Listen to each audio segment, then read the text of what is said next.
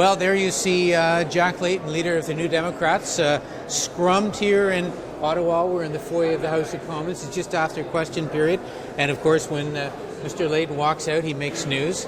And of course, today he was battering away at the government again about mostly the takeover of the hollowing out of Canadian industry with Alcoa buying Alcan. He asked some good questions. Did he get some good answers? Nah. Does anyone get any answers? I don't think so. Do they, Jean? No, they don't. No. Well, here's Jean Crowder. Jean is a New Democrat from Nanaimo, Cowichan. That's right. Right. Beautiful country. And Jean, now I wanted to get you here talking to our viewers because you've got a very interesting motion that's coming up, and it deals with a pretty fundamental injustice with our First Nations peoples, and it deals with a child, Jordan, isn't it? That's right. Tell us a little bit.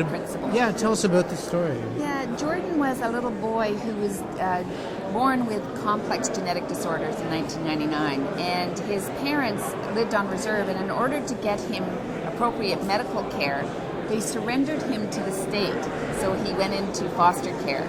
And for the first 2 years, he was institutionalized. He was in hospital, and so he could get all of the care he needed. And after 2 years, the medical team determined that it would be safe for him to return to a home setting. But again, because his parents lived on reserve, they couldn't access the complex care he needed, so he continued to be in care. He could have gone into foster care, but the two levels of government were arguing about who should pay for it. And so this little boy, Jordan, stayed in hospital for 2 more years, and at the age of 4, he died in hospital, never having been able to live in a home setting. And it was purely money that they were fighting about. And the irony of it is, they paid more money for him to stay in an acute care setting than he would have had. They would have paid for him to go into foster care. Well, I'm sure. Well, what does your motion say, Jean? Well, my motion calls for governments of all levels to put children first. It's a children first principle, and then fight about the money later.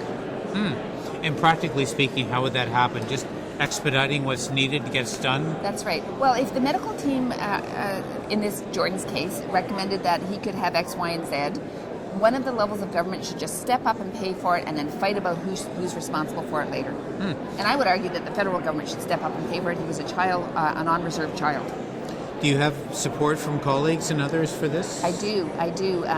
Certainly my Liberal colleagues are supporting me. The Bloc colleagues have said that they would support me. I haven't heard from the Conservatives yet. But we know that they're not particularly in a hurry to put children first. We're violating the United Nations Convention on the Rights of a Child right now as we speak. And they're not in any rush to fix that. Do you have a lot of First Nations issues in your riding? I do.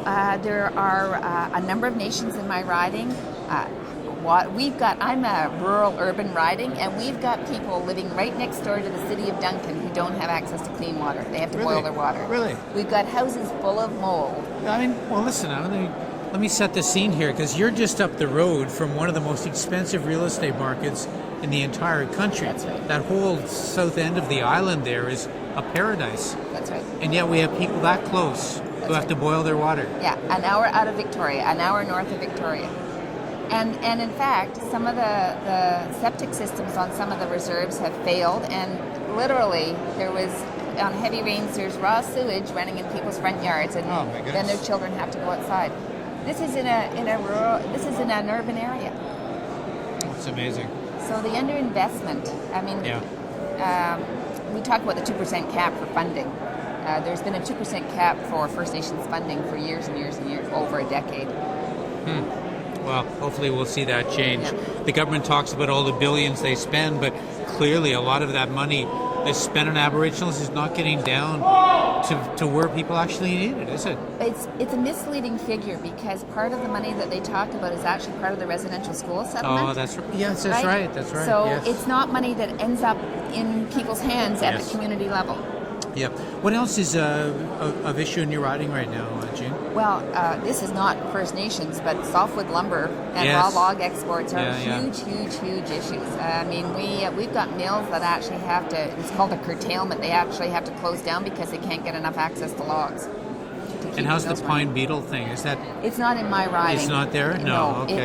It's in the interior, and of course, pine beetle is thousands of hectares of dead trees. It's unbelievable. It's unbelievable. How long have you been an MP? Since 2004. And do you like it? I really like it. I hate the travel. I know, and it you've takes got- lots of hours. And I mean, how much of your week is spent traveling back and forth? Do you try and get home every week? I or- try to get home most weekends, and if I'm lucky, it's an 18-hour round trip if everything goes perfectly. So it's 9 hours each way. Wow. Yeah. I think I got it bad. I just drive for 4 hours and I'm back there. So that's great. But I think a lot of people don't really understand the sacrifice it really takes to be a member of parliament. They think we make big money and have fun here in this country club, but it's a pretty tough job, actually, isn't it? Yeah, when the house is sitting, I generally work 7 days a week when you Yeah. include my days of travel. So, but I also think that it's an honor to Oh, absolutely. be in public service, and I'm really grateful that people sent me here to do the work. And I think a role I can play is to ask the really hard questions. Yeah. And that's part of what I see as an important role, and it's important for our democratic process. Great. Well, good luck with the motion tomorrow. I hope it goes somewhere. Yeah, I do All too. right. Thank you. Thanks, Jean. Thanks for watching MPTV.